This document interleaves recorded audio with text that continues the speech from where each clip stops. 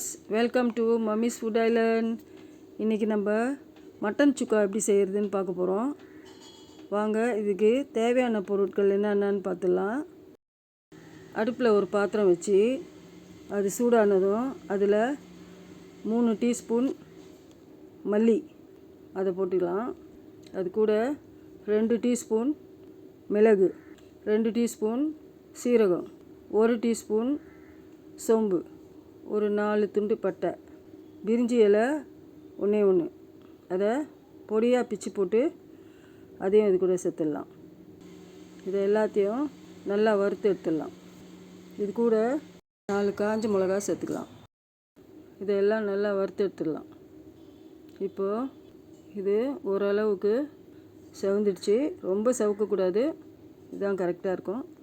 இப்போ இதை ஆற வச்சிடலாம். ஒரு ப்ரெஷர் குக்கரில் ஒரு 3 டேபிள் ஸ்பூன் எண்ணெய் ஊற்றி அதில் இஞ்சி பூண்டு பேஸ்ட்டு ஒரு டீஸ்பூன் போட்டு அதை வாசனை வர்ற வரைக்கும் வதக்கி விட்டுக்கலாம்.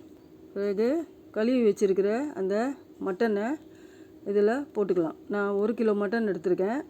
இதை அதில் போட்டு எல்லாத்தையும் ஒன்றா வதக்கிக்கலாம். இது போல் முதல்ல இஞ்சி பூண்டு கொஞ்சம் போட்டு வதக்கிட்டோம்னா இந்த மட்டனில் நல்லா அந்த இஞ்சி பூண்டு வாசனை நல்லா வரும்.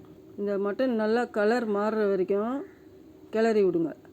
நல்லா கிளறி விட்டு இது கூட நம்ம 1 டீஸ்பூன் மஞ்சள்தூள் போட்டிருக்கேன், அதையும் இதோடு சேர்த்து நல்லா வதக்கி விட்டுருங்க. இப்போது இந்த கறி முழுகிற அளவுக்கு தண்ணி ஊற்றிக்கலாம். தண்ணி ரொம்ப ஊற்றக்கூடாது, கொஞ்சமாக ஊற்றிக்கோங்க. ஏன்னா மட்டன் சுக்காவுக்கு நமக்கு தண்ணி அவ்வளோவா தேவைப்படாது. இதுக்கு தேவையான உப்பு 1 டீஸ்பூன் போட்டுக்கலாம். இப்போ குக்கரை மூடி ஒரு 4 விசில் விட்டுக்கலாம். இப்போ வறுத்த அந்த மசாலாவை அரைச்சிக்கலாம். கொஞ்சம் தண்ணி ஊற்றி, கொஞ்சமாக தண்ணி ஊற்றுங்க, அரைச்சி ஒரு பேஸ்ட் மாதிரி வச்சுக்கோங்க.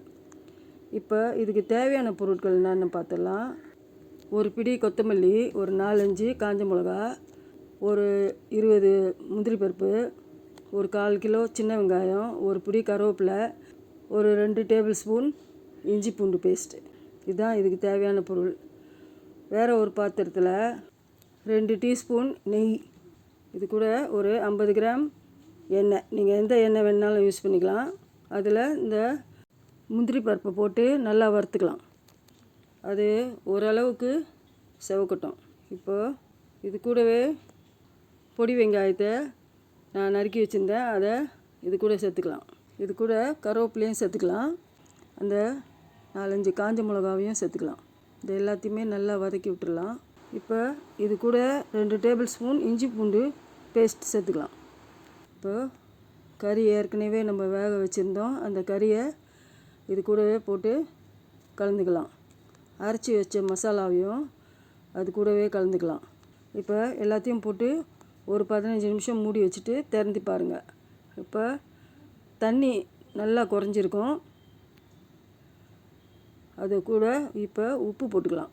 1 டீஸ்பூன், ஏற்கனவே நம்ம 1 டீஸ்பூன் உப்பு போட்டு தான் கறியை வேக வச்சோம், அதனால் 1 டீஸ்பூன் உப்பு போதும். இப்போ இந்த தண்ணியெல்லாம் நல்லா சுண்டி வந்துடுச்சு. கொத்தமல்லியை போட்டு அது கூட கிளறி எடுத்துக்கலாம். அவ்வளோதான், மட்டன் சுக்கா இப்போ ரெடி ஆயிடுச்சு. See you on my next video. Bye.